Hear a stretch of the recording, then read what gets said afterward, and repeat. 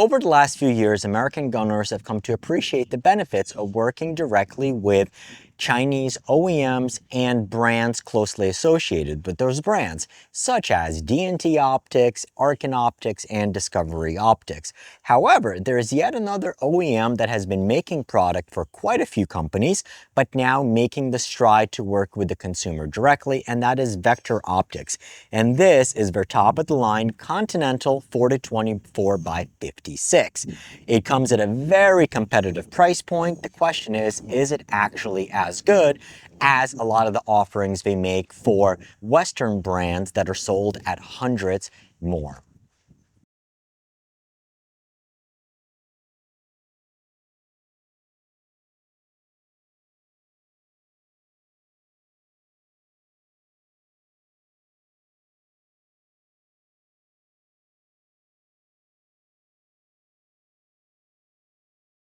In this video, I wanted to give you the first impressions of what it's like working with this scope. Now, last time that you saw this rifle, I had the excellent Primary Arms SLX 5-25x56. It checked off a lot of the features. It checked off a lot of the boxes that I needed in a scope for the PRS base class and PRS production and NRL 22 base classes. However, there were a few quirks that really were bugging me during the match environment. Number one was the reticle was a little busy with the stadia lines were a little big for me. But number two, the field of view was a little bit tighter versus what we can get. Now, my ideal scopes in that for this rifle, unfortunately, would not necessarily work. So that would be the Tracked Optics 4-25x56 because it's about $200 over the base cap for PRS rimfire. And then the other one was the Telson Optics Target Master 5-25, which is a terrific scope with an awesome reticle. However, once again, that would be about $100 out of the price point for both divisions. However, if you like the Telson Target Master, if you like a lot of the Hawk optics, this is going to look like a really familiar optic, and that's why I was super excited to put this scope on this gun. So from Vector Optics, we have Continental, which is their top tier house brand name, and it has a number of scopes. So we reviewed the new 2-12. They have a 5-25. We have this 4-24. We have a 3-18 and the 6-36. They actually don't have a 5-25. They have a 5-30. However, from the initial reviews, the 4-24 seem to check off a little bit more of the boxes. It gives me a little bit more internal elevation adjustment, and the field of view is a little bit wider. And for rimfire, really what we're looking for is about 18 magnification max is what you would typically use. And we're shooting about 300 yards. So that is what we're looking for. So that's why I chose to go with this one. They did send me the 6-36 as well, which we're going to take a look at in a separate video and compare it to some of the other competing products there as well. So the Continental 4-24x56. What are my impressions so far? So number one, it checks off the boxes that we need for features. So we have about 34 mils of internal elevation adjustment. We have a zero stop. We have locking turret caps. And we have this really cool, innovative turret system. So when you're on your second rotation, the red indicator is going to pop up. And then when you're on your third rotation, you also have your silver that pops up as well. So totally really cool. It'll let you know. So let's say, for example, you have a brain fart and you don't return a scope to zero, you know exactly where you are. It does have illumination, and the illumination is on off in between each one. The reticle. This was one of the keys that why I switched from the Primary Arms to this one. So typically when it comes to reticles, one of the things I look for is I want the top half to be as clean as possible, primarily when you're trying to spot your own shots. Having fixed AD lines or a ton of features is a little bit counterproductive, and especially when you're trying to transition from target to target. This scope does have the range finding feature on there. I'm not super crazy about it. However, it is a little bit more out of the way instead of being very close to the vertical stadia line.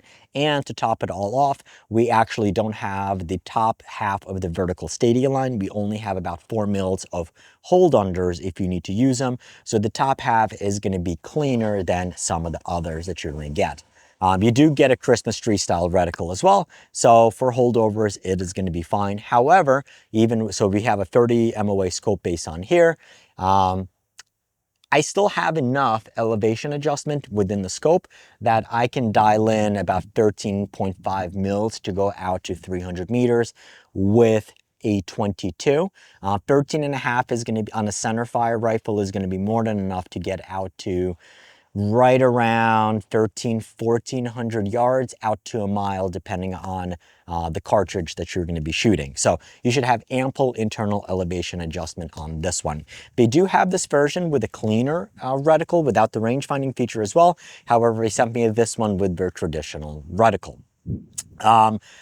Image quality. So they do advertise that this does have, let's see, to be listed on here. No, but on the website when you go, it is ED glass, and one of those is going to be, so it's a combination of glass. You have your front objective and you have your lenses that are inside. They use Larry Optics for some of the lenses, and they do advertise a shot glass for another. I'm assuming it's going to be like one objective. However, when I'm looking at it here, comparing it to a lot of the other scopes, the image quality is definitely better. So number one is you do have, well, that's going to be the design of it. So the image quality itself, is it going to be the same level as you would get, let's say, with a higher end tracked optic or Night Force or anything else like that? No. However, it is considerably a step up from the primary arms, and I would probably assume some of the lower end Arkans, it is a step up above that. By that, I mean the color profile is going to be more natural, a lot less hints and cues. It does control the chromatic aberrations a little bit better. And more importantly, even comparing them side by side at the target at 300, it is definitely sharper, so you can start making out, and not necessarily going to make out bullet holes, you can, but where it's going to make a difference is, let's say you're shooting a plate rack and thinner targets out at 200 yards, it's going to start cutting through the mirage quite a bit better. So we have that aspect of it.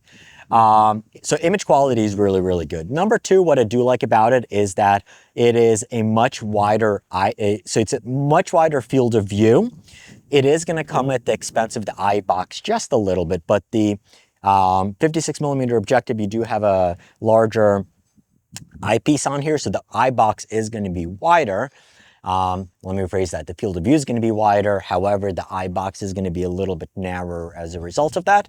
But it's nice to have. It absolutely is nice to have, especially when you're transitioning from target to target.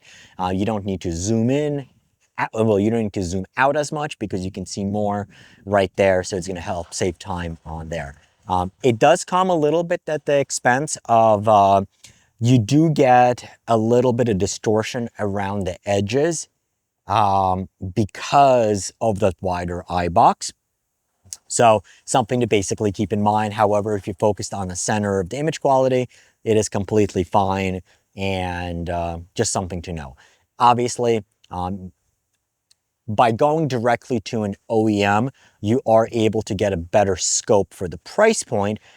However, there's something basically to be said, okay, $500 scope versus $2,000 scope. When you're spending more money on the components, you are going to get a better quality scope, even with markups, etc. So something to keep in mind.